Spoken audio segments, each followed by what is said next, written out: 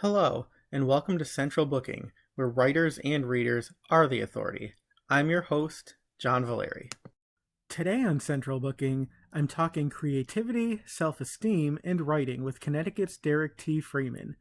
Derek is the author of the newly released book, Building Unstoppable Self-Confidence for Teens, the fail-safe formula for finding yourself, overcoming limitations, and creating your best life from the inside out. The book, which is both appealingly candid and conversational, recalls Derek's own adolescent struggles with self-esteem, bullying, and fitting in. Fortunately, he found salvation in music, which opened new doors. Building Unstoppable Self-Confidence for Teens comes from a place of hard-won wisdom and deep compassion and offers practical strategies for overcoming negative thinking, finding purpose, and embracing opportunities for growth. Before becoming a parent, Derek, a musician by trade, toured America for 9 years and recorded 6 albums. He then moved into restaurant management for more than a decade before the COVID pandemic caused him to reassess his career path. That's when the idea for this book came to him, and he simply couldn't not write it. Building Unstoppable Self-Confidence for Teens has been a #1 bestseller on Amazon and racked up an impressive number of 5-star reviews since its release, with many readers noting its effectiveness in creating engagement between parents and children, not to mention its relevance to an older audience. Now, Derek T. Freeman shares the empowering story that inspired his book, which may just be the ticket to helping you or your teen build the best life possible through better self-confidence. Hey everybody, welcome back to the show. Today I am in conversation with Derek T. Freeman, who is a musician, parent, citizen of the world, and now author of the new book, Building Unstoppable Self-Confidence for Teens. Welcome to the show, Derek. Thank you for having me. It is my pleasure. So I want to say this now in case I forget to say it at the end, but people will probably be tuning in maybe before the holidays, and what better gift to give your child or your teen than a ticket to better self-confidence. So this book would be a really, really good stocking stuffer. Just saying. Oh, yeah. It's pretty awesome gift. It's 5.5 by 8.5 inches. So I measured it out for the stockings. See, I know it's really well sized. I made sure I slipped it into mine just to make sure I wasn't going to say that in error. But like, this is, you're going to be a really good parent if you give this gift. But I wanted to ask you though, so what inspired you to write this book at this moment in your life? And how do you hope that readers are going to resonate with your message? The answer is quite long, but I'll make it brief. First of all, I do want to say that I read your interview on, was it Misdemeanors? Oh, right? Yes. A recent interview. And I also grew up on Nancy Drew and the Hardy Boys. So there you go. They're real characters to us, right? Like I hear they're fictional, but no, they're very real. Very real. So I'm guessing we're roughly the same age. Yeah, I would say so, like 29, 30. Yes. Yeah, so I don't know, man. I think COVID had a lot to do with pushing me to do something different, because I was managing a restaurant and I had a pretty comfortable gig for about 13 years or so, which I talked about in the book briefly. But COVID really messed that up. And I had been wanting to do something a little deeper, just a little more worthwhile, something that felt a little more personal to me. And through the months after COVID started, I had recurring moments where I just wake up in the morning and I just have all this inspiration to write. And to the point where I was eventually keeping a notebook by my nightstand, and just every morning I'd wake up and just start writing. And it was more in the spiritual realm, like manifestation and connecting to your higher power, that sort of thing, meditation, which I'm into as well. And so I just started writing all this stuff down, and it was just coming from somewhere. And then to make the long story short, I noticed over time that that niche or whatever is very like oversaturated with like high profile writers, and it didn't make as much sense to me. I'm not the most technical person when you put me on the spot, and like I know stuff, but it's like it comes out jumbled a lot of the times. So eventually I hate to, it sounds very cliche, but I feel like this topic or the teen or the young adult world kind of chose me. And I really do think that it did, because something kept pushing me to say, like, you might be able to be more effective bringing this to a younger audience, like going a little broader. Right. and kind of helping young people at the point where it matters. Like adults tend to be very hardened in their ways. We think our opinions are facts most of the time, and they're not. And I feel like younger people might have a little more open mind, and they might need the message a little more. So Absolutely. eventually my efforts funneled down towards the younger adults. Sure. Well, I mean, when something's speaking to you, I think that's usually a sign to go with it. And I'm sure that rings true in your career in music too. So maybe we'll come back to that in a little bit. But I mean, it definitely translates. And I think that in its own way, adulthood is sort of its own adolescence too. So, I mean, obviously I am not a teenager anymore. I'm probably farther removed than I'd care to admit. I don't have teenagers. I have cats.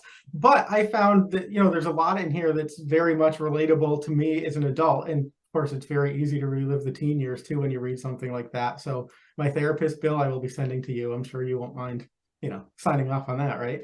Hey, I mean, if this interview yields some profit, then sure. Yeah, we'll see.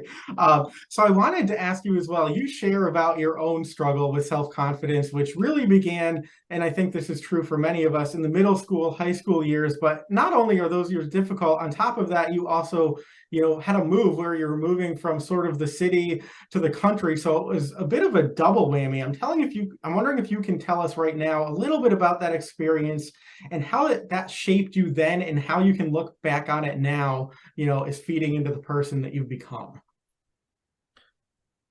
Yeah, I would say that age, I want to say 12 to like 16 for me was the roughest.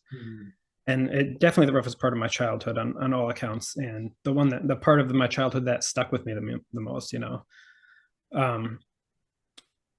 It kind of, those years kind of forced me to find myself in a way, because I was moving schools was a big thing, and I write about it in the book. But I was coming from, it wasn't the city, but it was not the country, and I was I was coming off stuff off like Belle Biv DeVoe and TLC and Montel Jordan, let's put it that way, into basically a school that was like, well, what's Pink Floyd and who are the Allman Brothers and Led Zeppelin and all this stuff, so it was culture shock. It was a culture shock for me, and it was rough, and there was a large curve, not a learning curve, but to the point where you actually start feeling comfortable and right. Meeting people, and a lot of those couple years at the beginning, I look back now and I realize I was trying to change myself for these people, which you kind of have to do to a degree if you're in a new environment, but there's definitely ways I could have gone about it better, and better tactics I could have used to bypass a lot of that. But like you said, I wouldn't be here now if not for that. And sure. There's plenty of people that have way worse stories than mine. I'm not I'm not gonna say boo-hoo or like, pity me or whatever, but that was my story, and those were the years that taught me a lot. So it let me inject a lot of that into this book, which is pretty cool. It kind of weaves my story in and out. Right. And that's an important point, because even now, sometimes when I talk about like my middle school years or my high school years, I call them the dark years.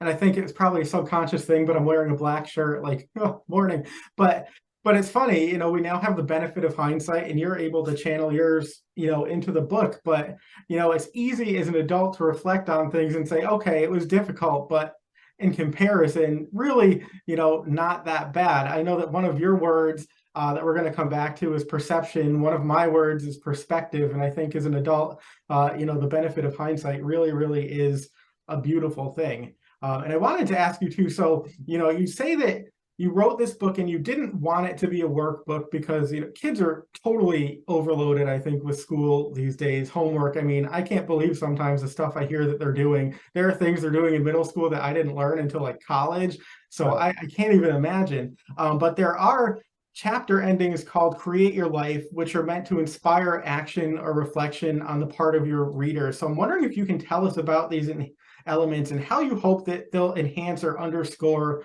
the message that you share throughout this book, and how they'll really help the reader to get in touch with their inner selves.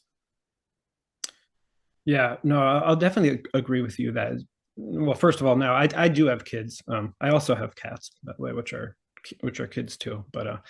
But yeah, even my kids, when I see the amount of homework they have and stuff, it's just like, it is a lot more than it used to be. And it's just like, well, why are you going to school for 8 hours a day if you're going to, come back and keep doing it?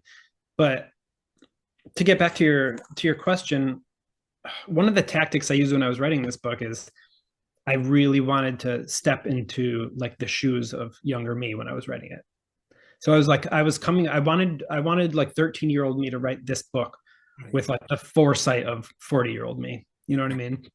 So as I was doing that, I was just like, younger me doesn't like work. Sorry. I know that sounds bad, but he doesn't. He doesn't like excess work, and he doesn't like homework, and he doesn't like having to be forced to do things that his heart is not into. Sure. So, I mean, that being said, in part of my research for this book, obviously I was looking at a lot of other books in the genre and like, what are they doing? And there's a lot of workbooks. And I guess I just didn't, I don't want this to be a workbook. I want it to be, it's kind of a double-edged sword, because yes, you have to do the work. You have to do the internal work, especially to make the changes you need to make. But at the same time, I want people just to read it and relate to a little bit, and let it seep in a little bit more. You know what I mean? Sure. Let it be a book that you might even pick up a month again from now, or 2 months, and be like, read another chapter and be like, yeah, like, so yeah, I wanted to have those points at the end of the chapters to ensure that some sort of self-reflection was taking place, right, without having to be like, well, now fill out this like 100-word essay about what you did and how you did it and why you did it, Sure. And I think that's a really smart and kind of unique approach, because I don't necessarily read a lot of books like this, but I do read a lot of books on the craft of writing, and a lot of those tend to go down the workbooky route too. And as soon as it gets to the exercises, like, that's when I find myself putting the book down or skipping, because obviously I'm already avoiding, writing to begin with. And so now I'm avoiding trying to help spur on my writing. But the nice thing, the way you write this, they really can be sort of internal exercises where you don't necessarily have to write things out if you don't want to, but if you choose to, you can approach it that way as well. And the other thing I wanted to say that I really enjoyed about this book, and you talked about, approaching it is how your 13-year-old self would write it. And I think it really is very conversational. It's not preachy at all, but it's sort of like you're having a conversation with a friend. And I think that will really translate, which again, sometimes doesn't when it's, an older person talking to younger people. And I think you misspoke. You said you were 40, but I thought we already established that we were like 29, 30. So I just wanted to clear that up. Oh yeah, but I was channeling the 40-year-old me though. So that's right. So see, look at you. You're like a decade ahead. I was channeling 13 and 40 when really I'm just like somewhere in the middle. That's right. All right. So I wanted to ask you about some of the recurring themes throughout the book. And I already mentioned the word perception, because that's something that you concentrate pretty heavily on, as well as, gratitude and the attitude that you bring to things. So I'm wondering if you can tell me, why is having or recognizing both of those important? And can you share an example or two that helps, that shows us how your thoughts can help in shaping things in more of a positive connotation? Yeah, I mean, you kind of got to go back to the basics when you think about things like this, and just say, like, what is life really? Like at the broadest question, like all life is a series of experiences that are filtered through your perceptions. I mean, that's all it is. I do like the chapter in that book. There's a couple stories at the beginning where I tell the story from like a teenage boy, and he's living the same day as a teenage girl, and basically they both perceive it totally different, and therefore have a completely different day, and their whole entire life experience is different. Yet everything on the outside was exactly the same. There's no outside forces affect these people's days. It was literally how they saw things as they were transpiring. And I just think that's the most powerful thing in the world. Right. Sure. And I wanted to ask you too. I mentioned, that you also have a background in music. You're a musician. You've toured pretty extensively. You've recorded, and that was really a seminal moment in your life was when you discovered music. And one of the things that you really encourage your readers to do is to follow their curiosity, follow their passion, and then see how that sort of opens them up. So I'm wondering if you can share that moment of discovery with us in regards to the music and how that's helped to inform your sense of self. Yeah, music for me was kind of like a superpower. And I think that's what it is when people find their passion. And it could be anything, it could be more than one thing, and it when it clicks. And I feel like unfortunately a lot of kids don't have the internal space to get to that point because of all the outside noise. So another big goal I had with this book was just to create a little more space inside of people. Let them take that time to look inside, because yeah, when I started playing guitar, it's like two things happen at once. It's like, one, all the outside noise starts to slowly disappear, right? And then two, you're finding something that you love so much, and that you wake up every morning, think about, and you go to sleep thinking about that. Yeah, you're empowering yourself, and like subconsciously you're building self-esteem. So it's like both. It's like the bad side of being a kid goes away, and the good side of being a kid goes up once you find something that you truly truly love, and you put yourself into it. And Sure. that's what music was for me. That's excellent. And today I think to pick up a guitar, you need both hands, and you actually have to put all your screens and gadgets and devices away, which is probably a nice separation that you might not get otherwise. And so, you've told us a bit about your passion for music, and you mentioned earlier that you were kind of surprised by the instinct during COVID to write, which is, sort of a newer skill set for you. And I wanted to ask you about that, maybe in relation to some of the messaging throughout the book, because you really talk about, the importance of setting goals, and they can be, small things. They don't have to be things that you feel like you're putting a ton of work into that are taking a lot of your time and your energy. But you didn't realize that you would be writing this book until you were sort of forced to do it because you couldn't not write this book. So using that process, that writing process, can you sort of relate that to the message that you're trying to send to teens about actually, having manageable goals? Yeah, I guess again, I'd have to go into the 13-year-old me's shoes. It's goals kind of scared me. I know everybody's not like this, but I only have myself as reference. So, goals were generally intimidating to me. And if I didn't see results quickly enough, I would tend to lose focus. So, I mean, really what I've learned is that goals can be as simple as being excited about something, which also I talked about in the book. But to paraphrase, it's like you can use something real basic, like as a kid, as a teenager, just think about like wanting something really badly, like a new bike, or for me, it's like a video game or something. And you might have to do a little extra chores, or save up a little extra money, or get on your parents' good side a little bit more, or wait a little longer, or shop for deals. But none of that seems like work. You're putting in this work, but all you're thinking about is playing that game or having that bike, and eventually it comes to you, and everything in between that just turns into this sort of like flow state. Right. Yeah, I love that. And I think you mentioned manifestation a bit earlier. And I know that some people, think of that as kind of woo-woo, but I really think that there's something to be said, channeling your thoughts towards something positive, a positive outcome. And if you bring that positive energy, you're so much more likely to get something positive in return. Or, if you don't get that positive return, you're not completely defeated by maybe something a little bit more negative. So I think that's a really important message that you're sharing, is that if you think about something, there's probably a greater likelihood that it can become your reality.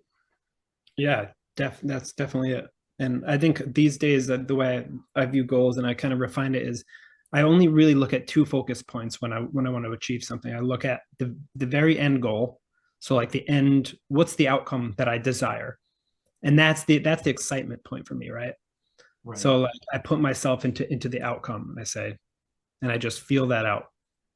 Because if you don't want something bad enough, then what's the point anyways? So you got to feel good about that. And then the only other point I focus on is the extreme present point. So it's like, what can I do today? The days, months, hours in between those 2 points, I don't really waste my energy on. They kind of they take care of themselves. They just do. I do what I can do every day with that excitement of the end goal in my mind, and you're always led to where you need to go. Right. I like that. And it's nice and simple. And, it really is building blocks. One good productive day is going to lead to another good productive day. You don't have to be thinking 365 days ahead. So really good point. And I wanted to ask you too, you mentioned that you started writing this book because you had to. And then as you were going throughout the process, you found that you were having to do some research into these topics. And I wanted to ask you about that because there are some things, in this book that generations now are very much concerned with that we weren't when we were younger. Cell phones were barely a thing. Internet was in its infancy. There wasn't social media, Facebook, Twitter, TikTok, whatever. And those things really can be quite distracting and can sort of warp our sense of self when we're comparing ourselves to literally everybody in the world who we're probably seeing through some kind of filter. So can you talk about one, your research process, and then two, specifically, how you sort of address these things that weren't really issues when you were growing up, but that are certainly issues now for you and for your children? Yeah, sure.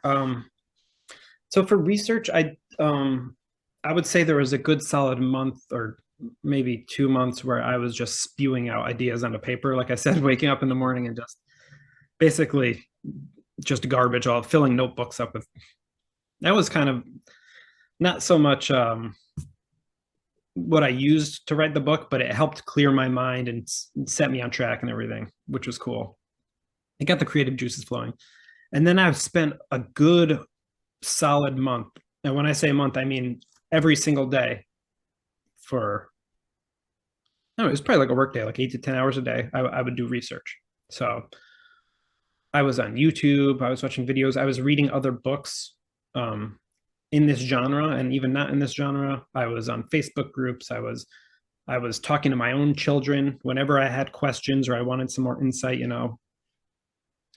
And I definitely, it's obvious that it's different times now and the social climate has changed. And like you said, technology changes everything. But the one thing that I kept coming back to is that I don't think that the core issues that young people face are that different.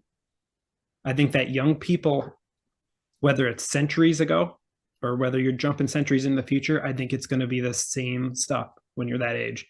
Sure. It's going to be you want to be heard, you want to be noticed, you want to be understood, you want to be liked. And you want to learn how to find yourself and know yourself in this confusing world. So that could be, it could be a bully, a cyber bully, or it could be a bully right at your locker. Yes, it's different on the outside, but the core things that teenagers and young people are looking for, I feel like through all this research, I'm like, it's really the same stuff. Sure. Absolutely.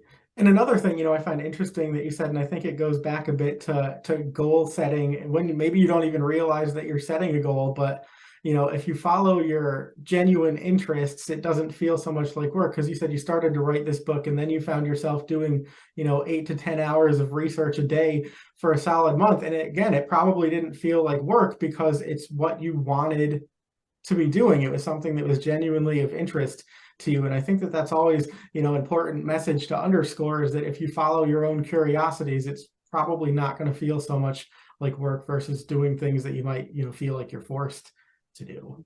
That's so true, because even looking at it now, if I even went back a few months before that, I would be like, there's no way I'm doing research on my own terms for whatever, for this amount.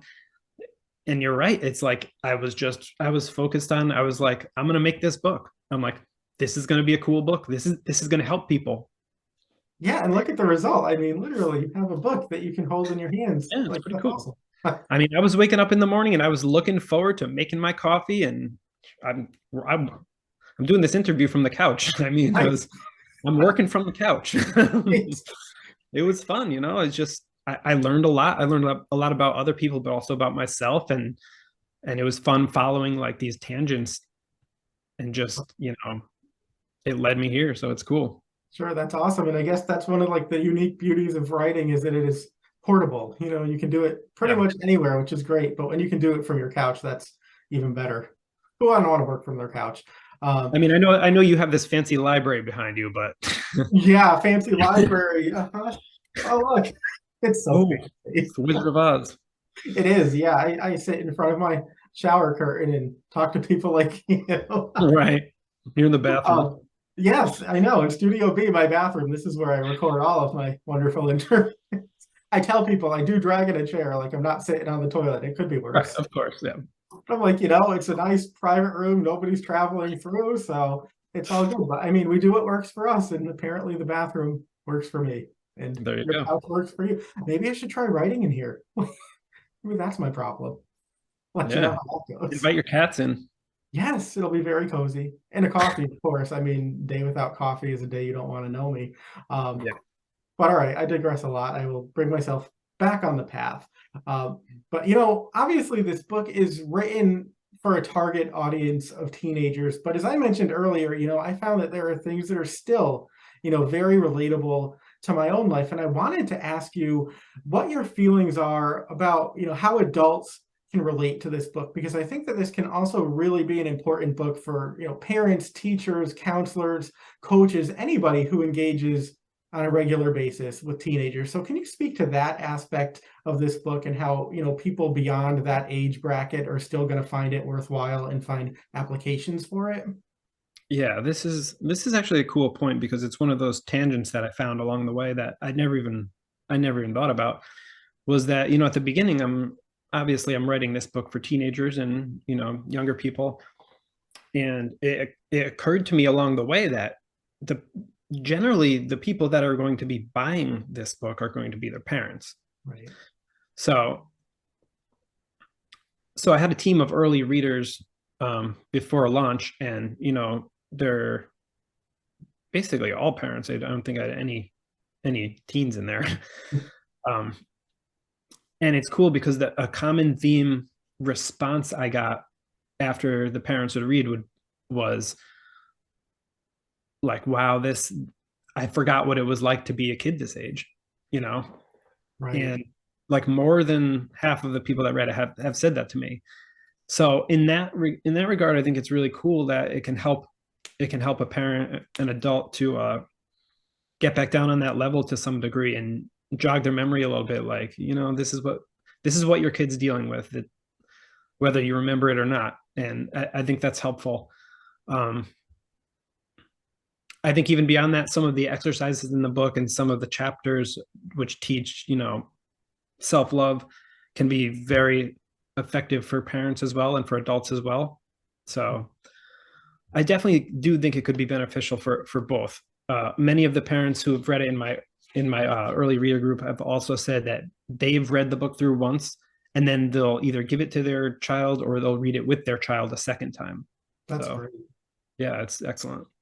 That's a whole other level of engagement and interaction, but that's really terrific. And I think you make a really good point too. You read something like this as an adult, and then you're sort of stepping right back into those shoes that you haven't worn in a very long time. And you remember, how elevated everything is in the teenage years. I mean, it really does feel like everything is major, major, major. When looking back 20 years ago, you kind of laugh and say, oh my gosh, that was really minor in the grand scheme of life, but it certainly doesn't feel like that Right. at the time. So, I mean, another really important reason for people to pick up this book, because I think we do sometimes need those reminders. And then we realize that we felt the exact same way, 20 years ago.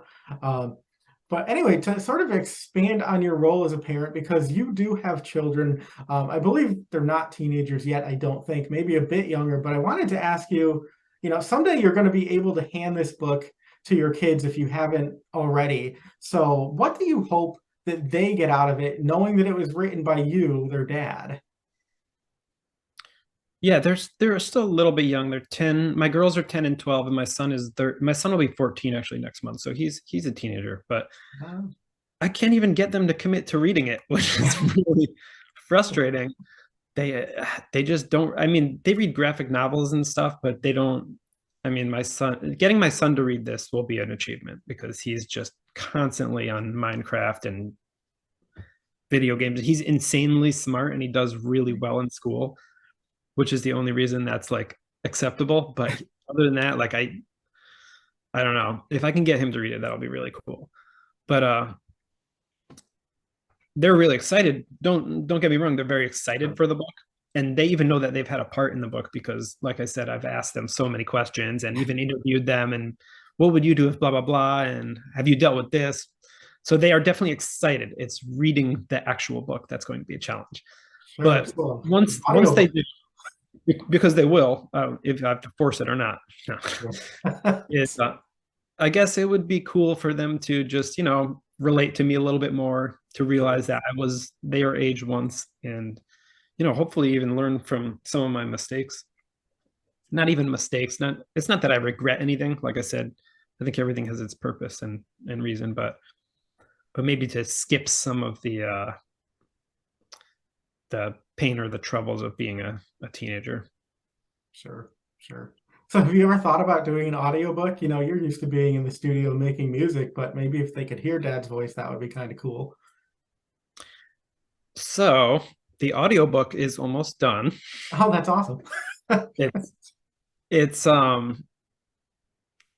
actually probably be done this week, Nice. which I'm very excited about. However, I'm not the narrator. Okay, fair enough. And I do have all the equipment and everything. I actually have a studio, which I definitely know how to do it. I just, ironically, because I did grow up as a singer and I still do sing, I don't like my speaking voice. I think it's nasally, and so I didn't narrate the book. I hire a narrator, but it is almost done. That's awesome. And I totally get that. I mean, people probably think, shut up, John, all the time, but I really don't like hearing myself, speak either. So I completely get that. But that's great. There's going to be another avenue through which people can get your message, because a lot of people really maybe don't like to read books, but it's a whole different experience listening to it. So great. Now people have that to listen to as well. So I want you to take a trip back in time with me, if you wouldn't mind. I'm wondering, what is the one thing, if you could go back in time, that you would tell your teenage self that you didn't know then, but you know now with that benefit of hindsight? I've thought about this before. I think, the one thing would probably just don't care so much what you think other people are thinking. It's because I know I did that. That's all I thought about at one stage. Just like, what are they thinking about me? And it's like it's easier said than done, obviously, especially if you're accustomed to thinking that way. But it's a little bit easier if you feed yourself, if you know the things you were supposed to be thinking about, rather than just trying to avoid the things you don't want to think about. You know what I mean? You tell yourself not to do something all day. That's all you're going to think about. Sure. But if you can tell yourself, you don't need to think about others, think about you so much, this is the way you should be thinking, then it's a lot easier. And I didn't have that replacement part, which I hope this book can be. Yeah. And I mean, how profound is that? It sounds so simple, but you spend your entire day as a kid thinking, I wonder what this person's thinking about me, but they're thinking the same thing about you. And you never Exactly. really pause to realize that we all sort of have that same internal monologue going on. Exactly. All You know right. what? And I just thought about this too, is if there was a close second, it would be to embrace my uniqueness. Because Mm, another thing, I was always trying to be like everybody else or the most popular person or whatever. And it's like, man, you come to this point where you realize that just like that's not what it's about. Right. Like you have to do you so well. That's the key.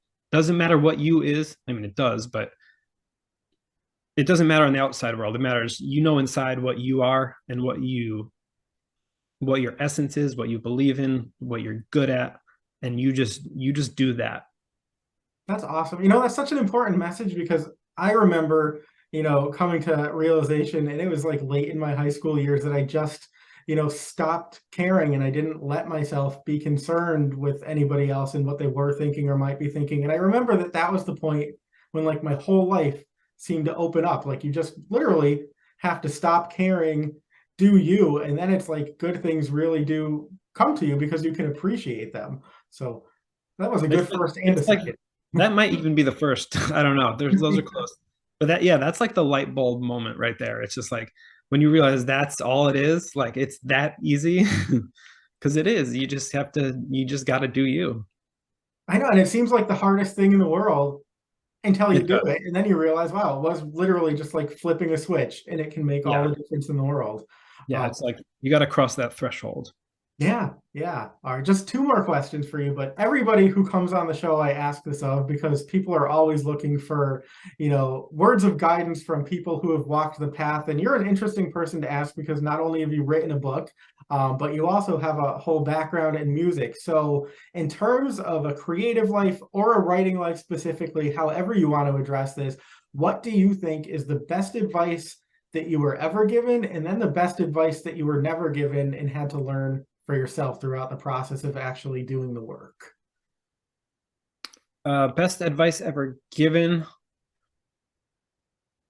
Speaking strictly to, like you said, a creative lifestyle has to be the whole getting into flow, or you could call it a brain dump in writing. Sure. Writers, they do something called a brain dump where you basically just take however amount of time and you sit down and you just write, and you don't go back and edit, and you don't think about what you wrote, or if it's, you know, you just keep writing, you just fill a couple pages up. It's kind of the same in music. When you're at that early part of either writing a song or as an author writing a chapter, whatever, just take a moment and just get into that. It's called a flow state where you just write. There's no thinking involved, which is really cool. From there, you can go back into you go into another phase, and then you'll go back and you pull out what you need and what you don't need. And oddly enough, a lot of that stuff comes out really well a lot of the time too.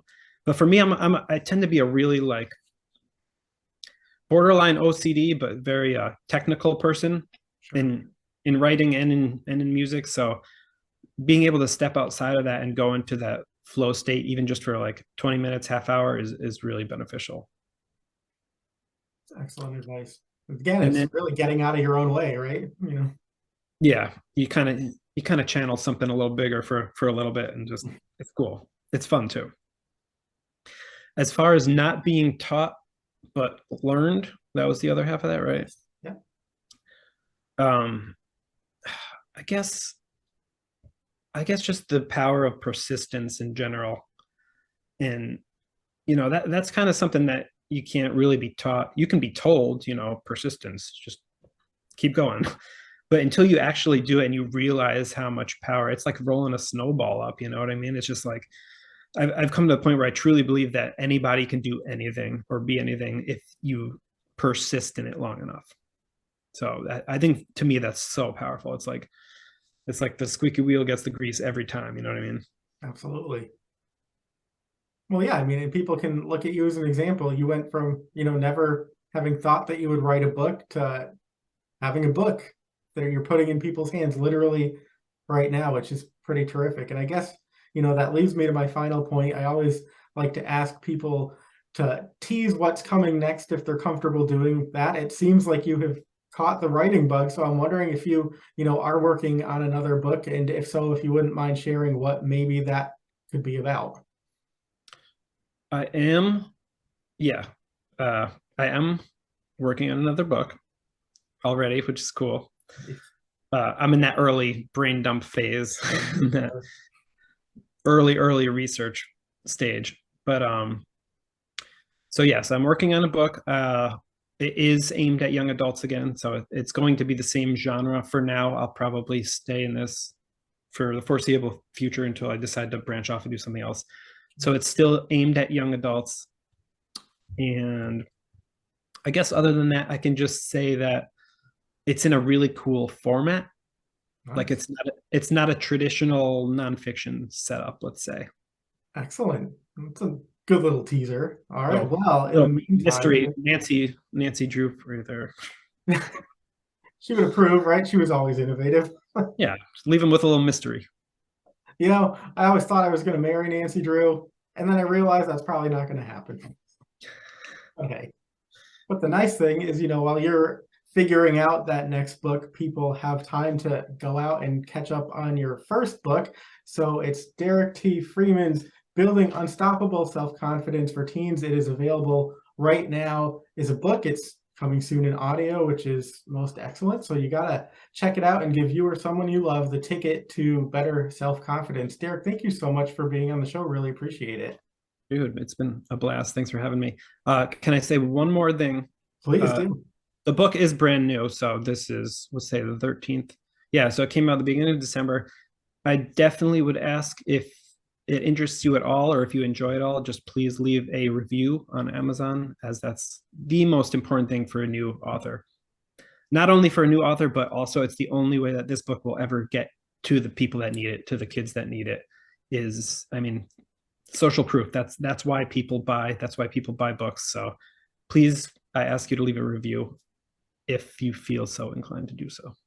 Very true. Very good point. If you want to give a gift to the author too, really leaving a review is the best way to do it. I mean, even a couple sentences will suffice. But check it out, leave that review, and then, maybe when book 2 comes out, I will find you virtually visiting my bathroom again, because now we've established that that's where I am right now. Which maybe by that time you'll be able to take the fake books down and just be all in your glory. Maybe so, or maybe I'll just venture to the couch, and we can be like couch buddies. Yeah, that'd be cool. All right, awesome. Well, thank you so much, Derek. No problem, man. Thanks for having me. That's it for this episode of Central Booking. Thanks for watching, and be sure to subscribe to our channel so you don't miss a thing.